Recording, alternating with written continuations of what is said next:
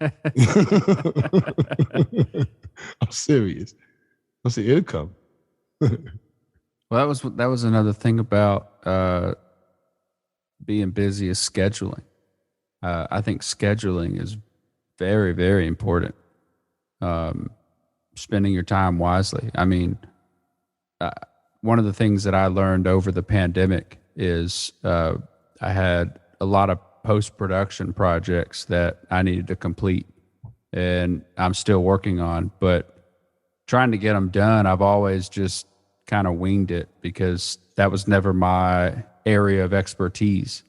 And sitting in the pandemic, trying to come up with things to do to stay busy, I was able to get a lot of the footage out and a lot of the footage back from people that weren't necessarily completing their portion of the post-production and having to learn how to do it myself. And so what I did was I formed a schedule every day, basically, and said, I do have work responsibilities that I have to get done. So I'm going to try to get those done from this time to this time. And then, from this hour to that hour, I'm only going to edit, or I'm only going to write, or I'm only going to mix sound. And a lot of these steps, I didn't even know what to do. I didn't know how to do it. I didn't know how to, actually, I'd never really color corrected before, which was something that some of the films needed very, very badly. Yeah. But I'd never done that before. And so instead of doing what I would normally do and just try to pass it off on someone else or just leave it in a drawer until I figured it out someday, I would say, all right, on Thursday from this time to this time, I'm going to learn color editing. And I would spend several hours watching videos, pulling up one of the clips, and try to find a tutorial that matched the type of color correction that I needed done.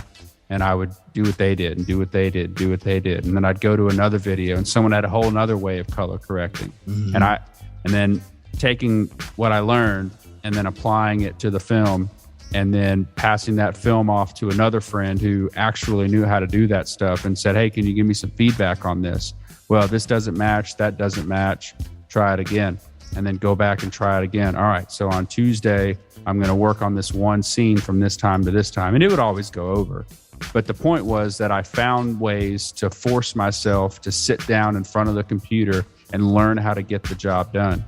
And I feel like my ability as an editor has drastically improved over the last year. Oh, yeah. And if I didn't take the time to learn how to do some of this stuff, I would have never got it done, and they would still not be done, and I would still be calling people trying to get them to do it for me. Yeah. But I took the time to learn what to do, and it kept me busy, and it kept me working consistently throughout the pandemic. I'm now back at work, so everything is back to normal again, but I'm still following that same process. All right, if I can get home by this time, then I'm going to work from, this time to that time, and I'm going to work on this. And every single day during that block, I make sure that I'm sitting right here working, and it keeps me busy, and it's helping me get projects out the door that weren't necessarily going out the door before. You know what I mean? It works.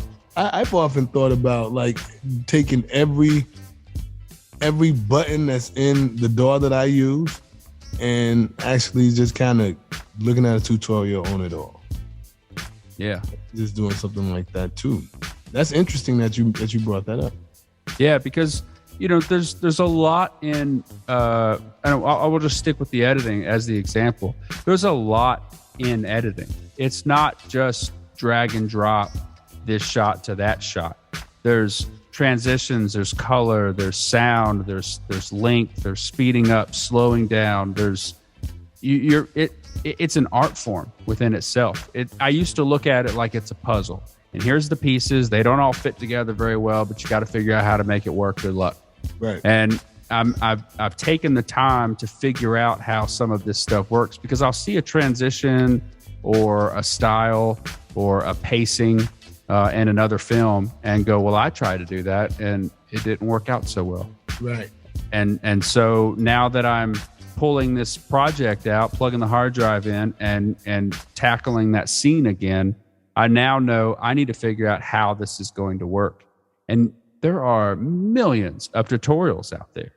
And so just finding these tutorials to just learn how to do this one specific thing that I may never, ever do again, but I've now learned that process and I'm going to apply it to everything, no matter what it is. Mm-hmm.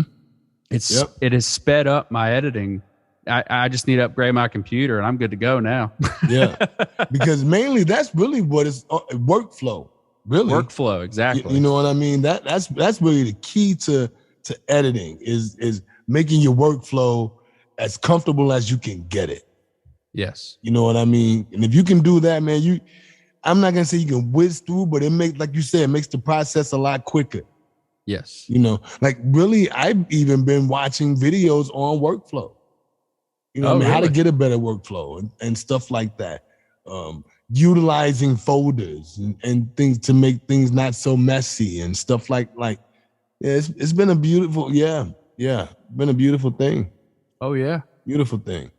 Like within my 9 to 5, during the pandemic when we were all working from home, we had to have busy work. We had to clock so many hours throughout the day to stay employed, basically. And some people took it upon themselves to log into the shared network that we have and just reorganize. Right. And as someone who was not a part of that, I was like pulling my hair out trying to figure out where everything was because everything had just changed. Right. But once I got used to it, I realized they were right. And all the changes that they made have made my workflow so much better. And it's so much more organized that, once again, figuring out a schedule. All right, so my hard drive organization is a disaster. Right. And so I took a day and I said, all right, on this day, I'm going to reorganize all of my hard drives. So I now have a cataloging system that I've built in my drawer. So all my hard drives are now labeled correctly, organized appropriately. Files were moved around so that there's not a music video on this file, a film on this file, pictures of my dogs on this hard drive, like music videos, this hard drive, this hard drive, this hard, short films, this hard drive, this hard, sound effects, this hard drive, this hard drive, personal, this hard drive, this hard drive. And it's all laid out correctly. And it's just trying to stay busy. Those are things that I'd put off and never cared to do. And when I was sitting in my office going, what in the world am I going to do? I've got to get something done. I saw someone else organize something and said, this is going to help me. Yeah. And to stay busy that day, I reorganized and it's wonderful. That's that good staying busy. You know what I mean? Where it's definitely productive. Yes. To get your busy work going. I would love to one day sit down and go through all my unread emails. Or 5 days or however long it'll take. Right. So yeah, delete. Yeah. A great portion of them. Yes. Yep. Once upon a time, I was all on top of my emails. Nah, not anymore. Yeah. Not anymore. Well, and I also think staying busy, and you touched on it briefly, was it's almost like a status symbol or a flex to be busy. Yeah. You know, because like I know musicians that are like, oh, I'm a rapper, oh, I'm a guitar player, I'm a drummer, whatever it is that they do. And it's like, well, let me hear something that you're working on. Oh, I've never recorded, or I haven't recorded in months, or, you know, whatever. And it's like, well, do you really do that? Right. Do you really care? Yep. Like I'm constantly working on things, and everyone that knows me knows that I'm constantly working on things. Yep. And it shows that this is who I am. This is what I'm doing with my life. Yeah. It's not just a hobby or an interest. It's my life. And I feel like it makes me look more presentable. You know, I don't really care what other people think, but when you think of me, I don't want you to think of a failed filmmaker or he likes movies, but he don't do shit. Right. You know? Yeah. I like also when like I worked on a project a few years back, and then like you hear the record drop as a single, like this year and you did the record some time ago, it's like, I got enough work that, if I don't do anything in making records, I can drop something or someone else will drop something to still make it even just appear that I'm just making it shake. Right. And all the while, I done took 3 months off. There's so much product out there on the market that I put my hands on to where, like, even when I feel like I'm not doing enough, something will come out and, I might have mixed it or produced it or wrote on it or something like that, recorded it or like, okay, all right. And that'll sometimes motivate me. If I'm not busy in that moment, that'll motivate me, okay, then I need something new. This is new to everybody else, but we did that 2 years ago, and then that'll motivate me to want to get busy all over again. Yep. It's like when, like Prince, rest in peace, when